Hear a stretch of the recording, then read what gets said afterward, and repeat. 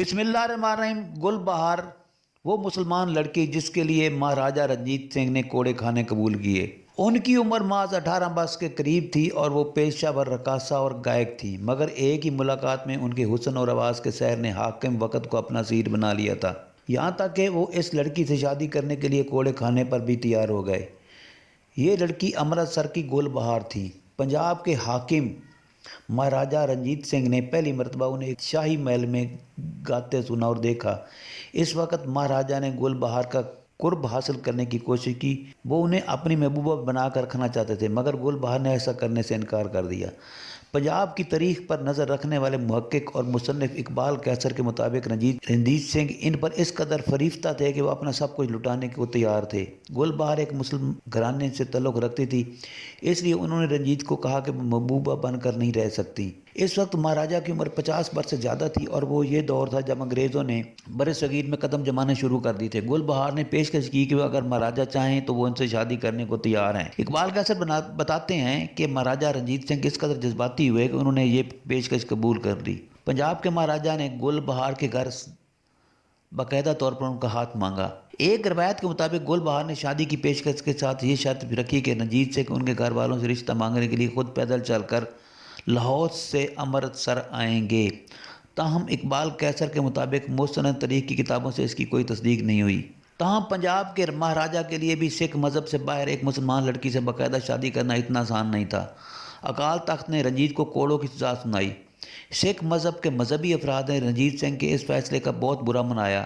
مہاراجہ کو امرتسر میں واقع سکھوں کی مقدس عبادت گاہ اکال تخت پر طلب کر لیا گیا۔ اکال تخت کو سکھ مذہب میں زمین پر خالصہ کی اعلیٰ ترین جائے حاکمیت تصور کیا جاتا ہے۔ بعض تاریخی حوالوں کے مطابق اکال تخت نے گل بہار سے شادی کرنے پر سزا کے طور پر رنجیت سنگھ کو اپنے ہاتھوں سے پورے گردوارے کے فرش کو دھونے اور صاف کرنے کی سزا سنا دی۔ تاہم اقبال قیصر کہتے ہیں کہ ان کی تحقیق کے مطابق ایسا نہیں تھا۔ اکال تخت نے رنجیت سنگھ کو کوڑے لگوانے کی سزا دی۔ اپنی اس ملکہ کے لیے رنجیت سنگھ نے یہ سزا بھی قبول کی۔ رنجیت سنگھ کو کوڑے لگائے گئے؟ اس وقت رنجیت سنگھ کی عمر 50 برس سے زیادہ تھی، لیکن مسئلہ یہ تھا کہ وہ مہاراجہ تھے جس کی سلطنت حد پنجاب سے باہر بھی چلی جاتی تھی۔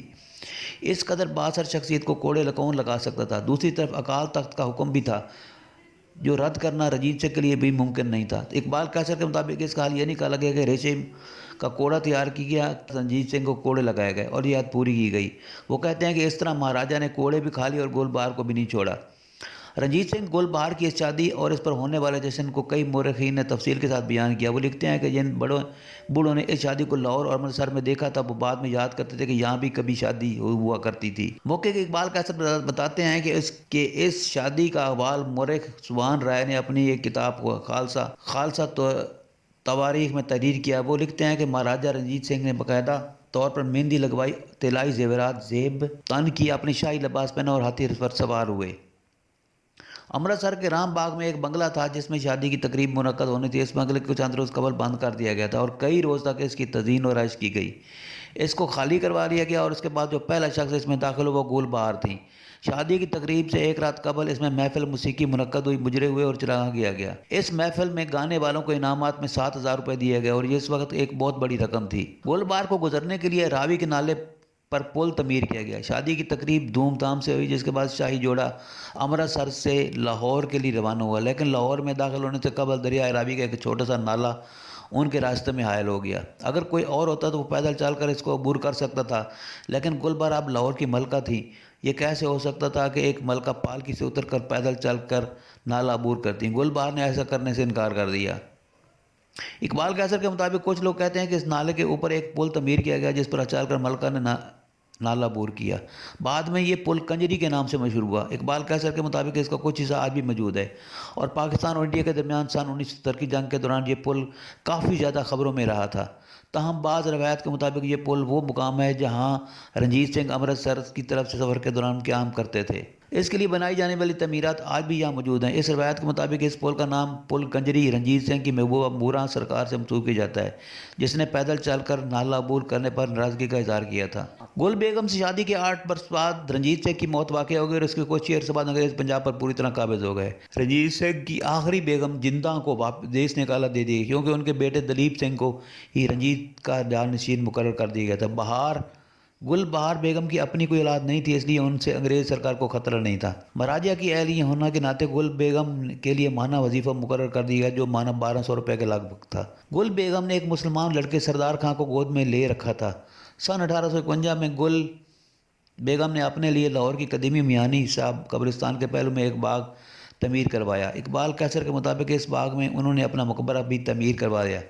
اس کی دیواروں پر بنے نقش و نگار تو مٹ چکے ہیں، تاہم مقبرے کے اندر چھت اور دیواروں پر بنے ہوئے خوبصورت نقوش آج بھی ایسے موجود ہیں جیسے کل ہی بنائے گئے ہوں۔ اس باغ کی تعمیر کے تقریباً 10 برس بعد گل بیگم بھی فوت ہو گئیں اور انہیں اسی مقبرے میں دفن کیا گیا۔ اقبال کیسر کہتے ہیں کہ اس مقبرے کے اندر جو فرسکوز بنے ہوئے ہیں وہ انتہائی قیمتی ہیں۔ پہلے سے مغلیہ دور چلا آ رہا تھا، پھر اس میں سکھ شامل ہو گئے اور یہ سب اپنے عروج کی شکل میں اس مقبرے میں موجود ہیں۔ باغ گل بیگم آج بھی اسی جگہ موجود ہے، تاہم اس کی حالت انتہائی خستہ حال ہو چکی ہے۔ اقبال کیسر کے مطابق یہ اجڑا دیار کبھی لاہور کی ملکہ رہنے والی خاتون کا مقبرہ تھا۔ اقبال کیسر بتاتے ہیں کہ گل بیگم کے پاس اتنی بڑی جائیداد اور جگیر تھی کہ اس کو سنبھالنے کے لیے انہوں نے اپنا ایک مال خانہ بنا رکھا تھا اور خود اس کا انتظام سنبھالتی تھی۔ ان کی موت کے بعد یہ جائیداد ان کے لیے لے پالک بیٹے سردار خان کو منتقل ہو گئی۔ جس طرح کا آج یہ باغ موجود ہے، اس کے ارد گرد سردار خان کا خاندان آج بھی آباد ہے۔ باغ گل بیگم بھی انہی کی ملکیت ہے اور اس علاقے کو محلہ گل بیگم بھی کہا جاتا تھا۔